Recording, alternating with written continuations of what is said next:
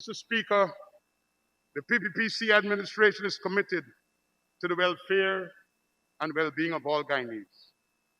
We will continue to deliver key services to the most vulnerable groups, including women and children, disadvantaged families, the elderly, differently abled, and those who are at risk of being trafficked. We have found that over the last 5 years, human services were badly managed and poorly executed because of improper hiring practices of the last government.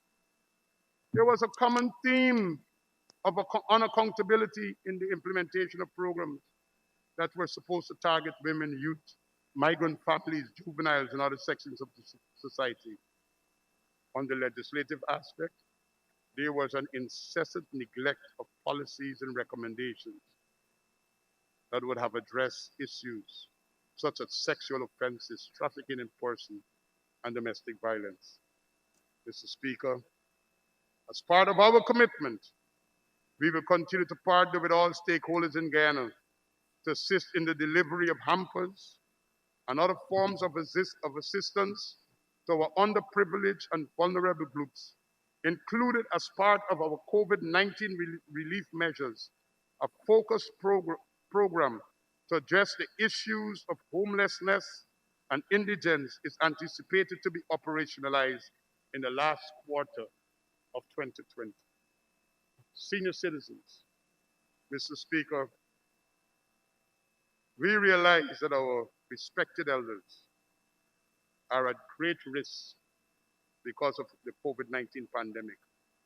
We are committed to strengthening the medical capacities at the Palms Geriatric Home, which earlier this year was the site of 10 COVID-19 cases. Additionally, to reduce the risk of exposure of COVID-19, we'll improve the services delivery to our pensioners, reducing long lines at the post office by endeavoring to utilize alternate modes and venues for payment. Further, we are also pleased to declare once again that this government will be reinstating the water subsidy for pensioners from October 1st, and from January 1st, 2021, an increase in old age pension to $25,000 per month. Youth and children. Mr. Speaker, between 2015 and 2020, the involvement of youth in policy making was non-existent at the cabinet, parliamentary, and local government level. However, it is clear by the very composition of the parliamentary members of this side of the House, youths are being engaged and will continually be engaged in the policy making of our country.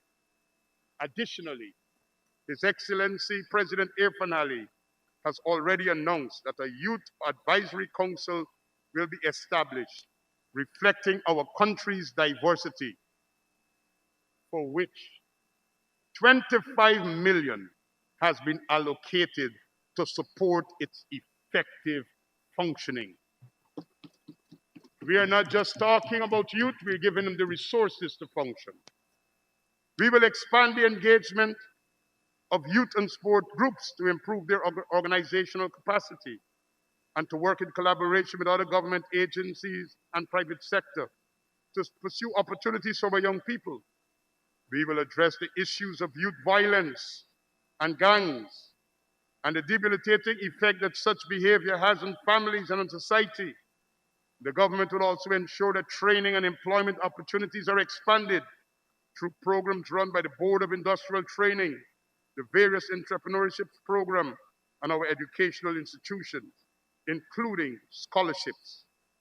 We would like to remind this honorable House as well, Mr. Speaker, our housing program will also permit for the allocation of house lots to persons from age 21.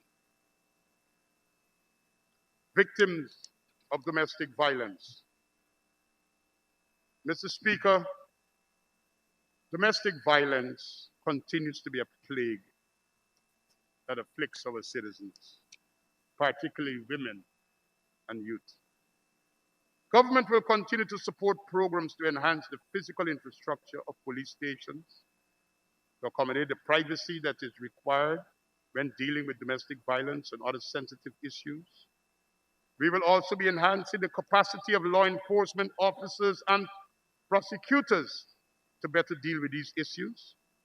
However, we recognize that this scourge is something that cannot be tackled by government alone.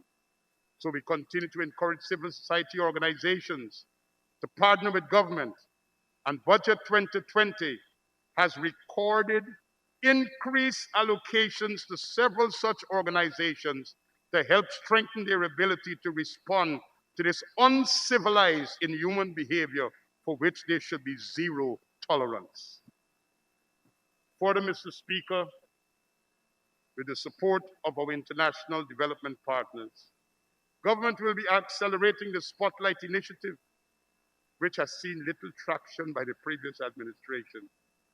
This initiative, designed to address violence against women and girls, will commence in earnest in the last quarter of 2020 and has a financial envelope valued at 4.5 million euros.